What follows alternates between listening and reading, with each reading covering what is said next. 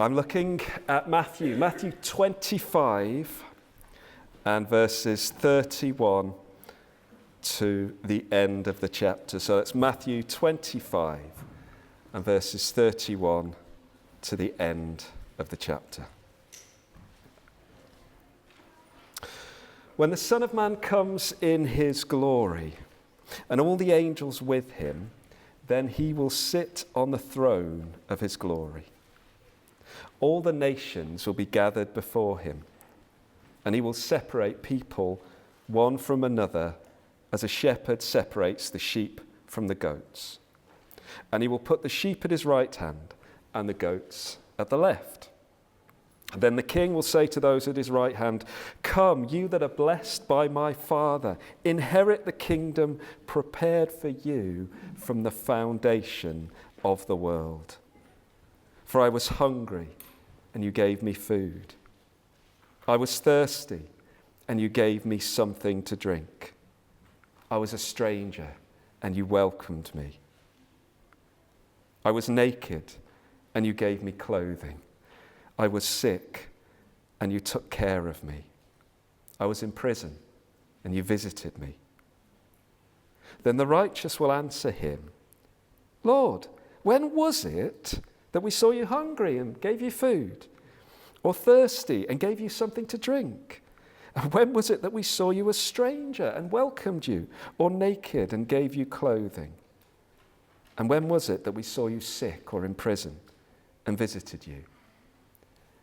And the king will answer them, "Truly I tell you, just as you did it to one of the least of these who are members of my family, you did it to me." Then he will say to those at his left hand, "You that are accursed, depart from me into the eternal fire prepared for the devil and his angels. For I was hungry, and you gave me no food. I was thirsty, and you gave me nothing to drink. I was a stranger, and you did not welcome me. Naked, and you did not give me clothing. Sick and in prison, and you did not visit me." Then they will also answer, "Lord, when was it that we saw you hungry or thirsty or a stranger or naked or sick or in prison and did not take care of you?" Then he will answer them, "Truly I tell you, just as you did not do it to one of the least of these, you did not do it to me. And these will go away into eternal punishment, but the righteous to eternal life."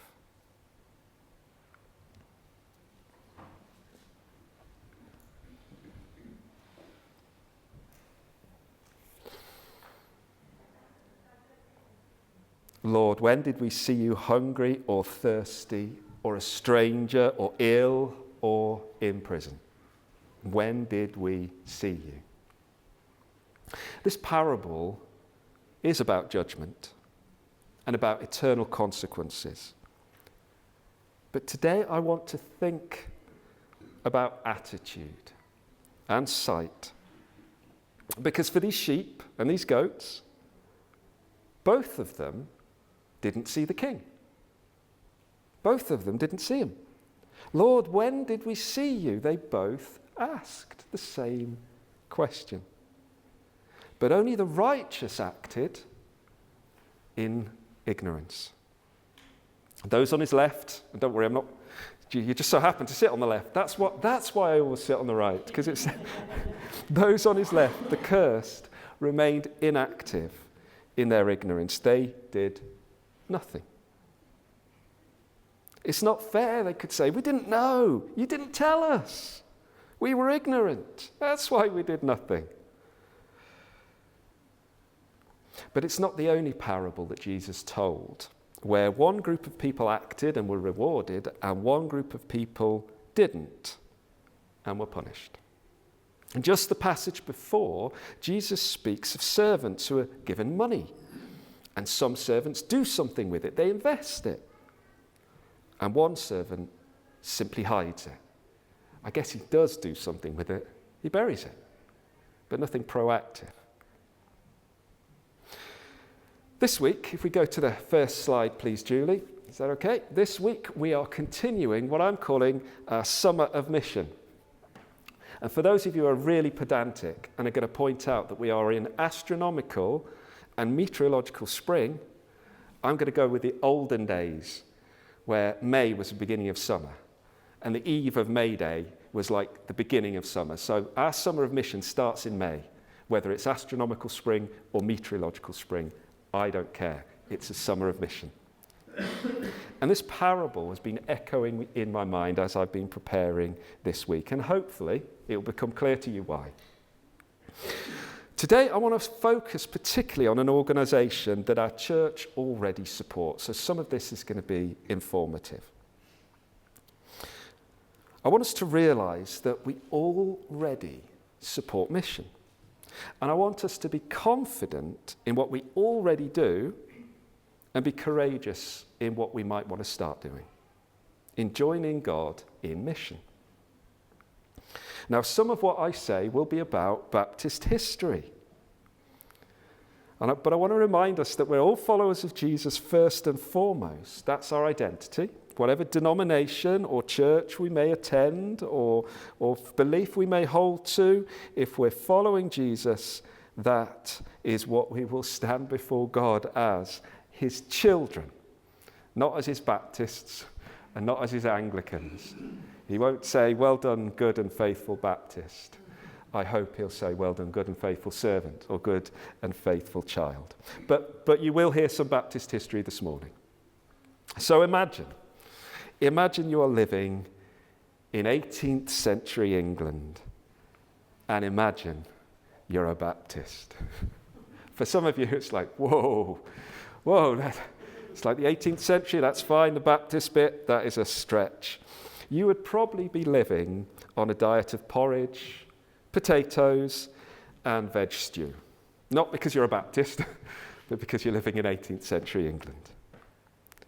And the chances are, in many Baptist churches of the time, you may not hear much talk of mission or reaching the lost in many Baptist churches. This is because many 18th century Baptist churches believed that God had already elected or chosen those who will be saved from the beginning of time. And those people will be saved regardless of human intervention. That in itself is not the issue. People still believe that today, and you'll find scriptures that back that up. But at the time, there was also a deep fear of the belief that humans have any kind of free will to choose God. Some Baptists at the time worried that by trying to convert people, they were suggesting that human effort, rather than divine grace, was the deciding factor in salvation. Basically, for some, you would be taking the place of God. And so that meant while people across the world languished in prison, hungry, thirsty, and while we in this United Kingdom continue to be able to know Christ, as far as world mission went in many Baptist churches, many did nothing. Lord, when did we see you? We simply didn't look, because that's your job, God. That's your job, isn't it?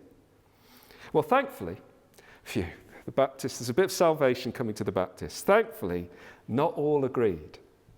One young man in particular went against the grain. If we go to the next image, the next one's, there we go. That's it. That's the one. This young man, I don't know, maybe he was young then. Hard life in the 18th century. One young man in particular went against the grain, and his name was William Carey. Now, he is now known to many as the father of modern mission. And he stood up in a Baptist meeting. And he suggested that it was the duty of Christians to spread the gospel to what they would call in those days the heathen, those who didn't know about Jesus. Now, according to tradition, and I wasn't there at the time, according to tradition, an elderly minister interrupted him and said, "Sit down, young man. When God pleases to convert the heathen, he will do it without your help or mine." Now, I understand you can take the argument of free will too far. It can become all about me. It can become an individual thing, as if God's whole plan depends entirely on me. And it can lead to a salvation by works. But you can also do the opposite, which is to sit around and rest on the idea of God's sovereignty and God's power and say it's all up to him. William Carey wasn't prepared to do that. William Carey wasn't prepared to bury what God gives us. And he went on to write the imaginatively titled pamphlet. Ready for this? It's a gripping title. Some of you may have read it. An inquiry into the obligations of Christians to use means for the conversion of the heathens. Is that a good title? Well, he was actually better at preaching, I think, than writing book titles, because one of his most famous quotes comes from one of his sermons when he says, "Expect great things from God, attempt great things for God." Better at sermons than book titles. So with William Carey's commitment, along with the support of other like-minded people, eventually, and if we go to the next slide, eventually the Baptist Missionary Society was formed. It did have a slightly longer name at the time, and it did involve, I think, the word heathen, but we know it as the Baptist Mission Society. And this young man, William Carey, spent decades in India.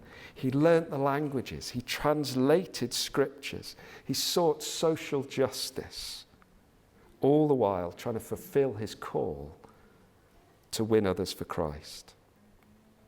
And we haven't got time this morning to go into his biography. We won't go into that kind of detail, but just suffice to say he was an imperfect man among many imperfect people seeking to serve Christ and to join him in mission. Today, thanks to people like William Carey, BMS World Mission takes the good news of Jesus to where it's hardly been heard. They still tackle injustice, and they walk with those who are forced to leave home in a time when more people than ever are displaced. And the words of Jesus came to me as I was thinking about William Carey. "For I was hungry, and you gave me something to eat. I was thirsty, and you gave me something to drink. I was a stranger, and you invited me in. I needed clothes, and you looked after me. I was in prison, and you came to visit me."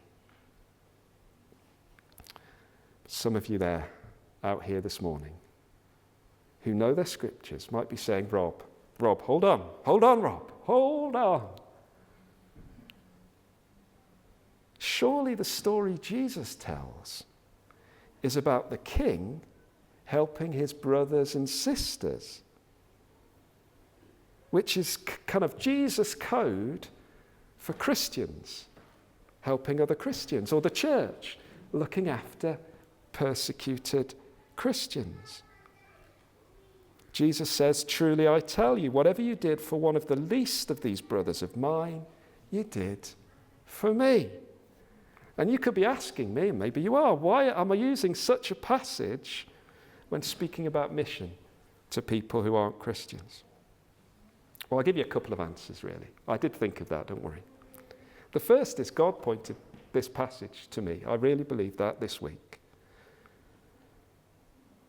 And I think he did that because Christians who are blind to the suffering of Christian brothers and sisters, locally and within the world, will be blind to the suffering of the world as a whole. But to go back to the heart of the message, who will help our brothers and sisters at God's work in the mission field if we don't? Much of what BMS World Mission does now is resourcing existing churches in places across the world to impact their communities, or supporting Christians to plant new churches. So if Christians don't help Christians to help others, who will? So as we begin our summer of mission, I want us to look outward at our world, at the work others are doing in places where we may never go. People called by God to serve him. They need our help. The least of these, his brothers and sisters, need our help. If we go to the next slide, thanks Julie. People like Pastor Jay. Now, some of you will have actually met our partner missionary, Pastor Jay. He's based in Cambodia. He's a senior pastor of a Cambodian house church. He focuses on training evangelists in church planting and leadership. And he runs a dormitory ministry for students. That's students who can come in and stay over. And he teaches them with a team. And his aim is to sustainably grow disciples and the church through ministry in selected villages around Cambodia. He serves with his wife. They've got 3 children. I imagine the children are much older by now. And in fact, I've got my phone. The BMS have an app. They don't send this app to everybody, but to people who are involved in supporting the BMS, you can find out what the missionaries are up to. So shall I have a look? You don't mind if I use my phone? I'll just bear with me. I don't normally go through my phone while preaching. Let's find an update, shall we? Pastor Jay has updated on the 25th of April. There he is. And this is his update. So this is what he was doing at the end of April. Thanksgiving report, he calls it. 4 new believers got baptized on the 10th of April 2026. We give thanks to God as 4 new believers were joyfully baptized at Trapyeong Tonluab Baptist Church. His second point, 2 new believers got baptized on the day at a different Baptist church. We thank God for his grace upon today's evangelism. 15 team members served together, visiting homes in various villages.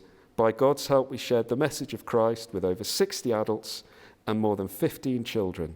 We praise God for touching hearts. Thank you to all prayer partners for faithfully supporting this ministry. May God continue to bless the seeds that are planted. So when we think about the least of these brothers and sisters, we're thinking about people like Pastor Jay, like his wife, like his children. Have you noticed something else about Jesus' list of the things that the righteous did and the unrighteous didn't? Was preaching in that list? Oh, no, it wasn't. Oh dear. It's me out, isn't it? Was singing worship songs in that list? No, it's Rob out as well. No, the reality is that preaching and leading worship are really important. But Jesus is focusing on some things that are so easily forgotten. And perhaps that's why they couldn't see the king, because they seem like such run-of-the-mill things, not really kingly business. And Jesus is saying this is kingly business. Feeding the hungry, giving water to the thirsty, welcoming the stranger, visiting those in prison and the sick. That is kingly business. You know, this morning, I don't want to lay a guilt trip on anyone. I just want us to remember that by serving these people, we're serving Christ. Yeah, through giving, but also through prayer, through being more aware of what they're doing, through doing our bit to support. The Bible tells us that God so loved this world that he gave his only Son. And his only Son, Jesus, reminds us that Christ loves his church so much that how we treat it locally and worldwide may have eternal consequences for us. Lord, when did we see you thirsty? When did we see you hungry? So let's return to our 18th century Baptist just for a moment. William Carey, he did cross over into the 19th century.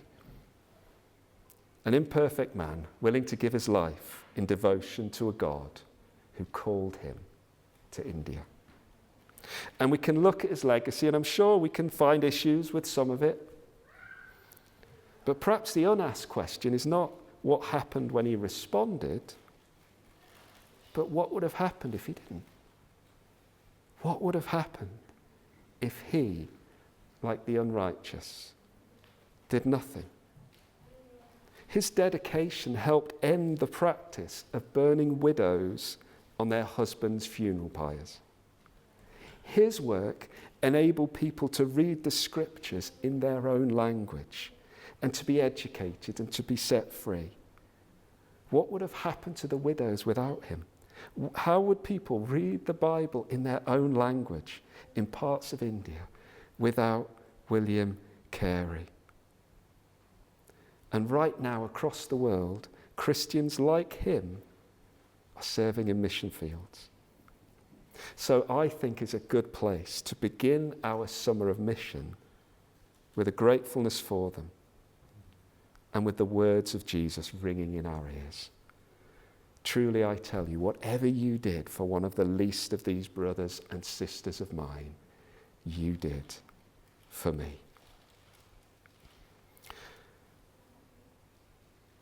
This morning we're going to have an opportunity to respond. The worship team will lead us in some singing, and there's also an opportunity to pray. Please use this as a time to seek God for what your response, not necessarily to my words, but to the important words of Jesus might be. Whatever you did for one of the least of these, you did for me. Maybe your response is simply gratefulness. Thankfulness for the people who are serving in this way.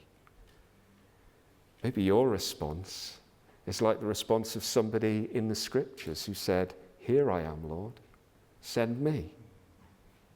Perhaps your response is to recommit yourself to becoming more aware of what is happening in global mission.